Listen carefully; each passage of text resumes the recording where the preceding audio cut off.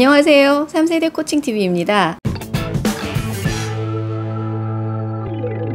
밀레니얼 세대에게 피드백을 잘 할 수 있는 방법을 오늘 말씀드리려고 합니다. 피드백에 이어서 피드포워드와 피드업까지 연결되는 개념을 말씀드릴 텐데요. 최근 저희 3세대 코칭TV 영상에서 박창규 교수님은 물론 전남에 계신 선생님들의 피드백에 대한 사례 영상에서도 피드포워드와 피드업의 개념이 언급이 되었습니다. 박 교수님께서는 30년 전에 미군으로부터 받은 피드백을 통해서 본인의 성장에 굉장히 큰 도움을 받았다고 말씀을 하셨고요. 전남의 선생님들은 피드포워드를 알게 되니까 아이들의 놀라운 변화를 경험하게 된다고 말씀을 해주셨습니다. 아직까지 피드백이라는 개념도 별로 친숙하지 않은 상황에서 피드포워드와 피드업은 더 낯설게 느껴지실 겁니다. 제가 초록창에 피드포워드, 피드업 이렇게 검색을 해봤더니 나오는 자료도 몇 개 되지 않을 뿐더러 그 대부분의 자료가 제가 제 블로그에 예전에 올린 자료들이더라고요. 그래도 피드포워드에 대해서는 요즘 우리나라에도 많이 소개가 되고 있는 것 같습니다. 피드백 하면 우리한테 별로 유쾌한 기억을 떠올리지 못합니다. 아직까지 피드백의 대부분이 소위 지적질인 경우가 많기 때문인데요. 이렇게 피드백이 상대방의 성장에 도움을 주겠다는 진정성을 갖고 행해지지 않기 때문이기도 하지만 피드백은 과거에 일어난 일에 초점을 두고 있기 때문이기도 합니다. 이에 반해서 피드포워드와 피드업은 미래에 대한 이야기를 나누는 거예요.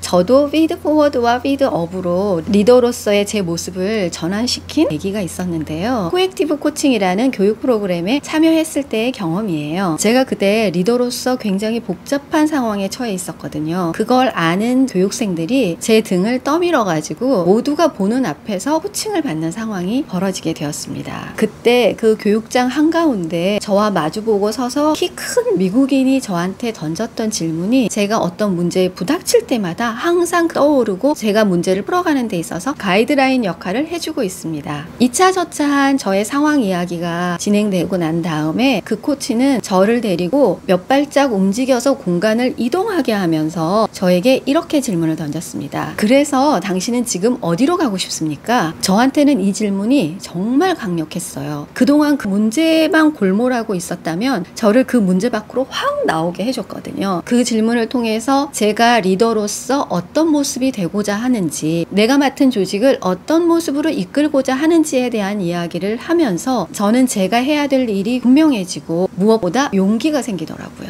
그게 피드포워드이면서 피드업이었던 것이었어요. 피드포워드는 그 일어난 일을 기반으로 해서 어떤 것들을 개선해 나갈 것인지, 피드업은 우리가 하고 있는 이 논의들의 궁극적인 목적이 무엇인지에 대한 이야기를 나누는 거예요. 이렇게 피드포워드와 피드업은 과거가 아닌 미래에 대한 얘기를 나누는 거기 때문에 서로에게 매우 기분 좋은 시간이 될 수밖에 없습니다. 명료한 피드백을 통해서 개선할 점을 파악해야 되겠죠. 그걸 통해서 피드포워드와 피드업을 통해서 미래로 나가는 대화를 이끌어 나가자는 겁니다. 제 경험으로는 피드백을 짧고 명료하게 끝내고 피드포워드와 피드업에 더 많은 시간을 할애하는 것이 구성원들과 함께 성장하며 성과를 내는 데 있어서 훨씬 더 효과적이더라고요. 우리가 피드백을 애매하게 하는 경우가 특히나 많기 때문에 그 시간이 불쾌하기만 하고 끝나고 나서도 행동의 개선으로 이어지지 않는 경우가 많잖아요.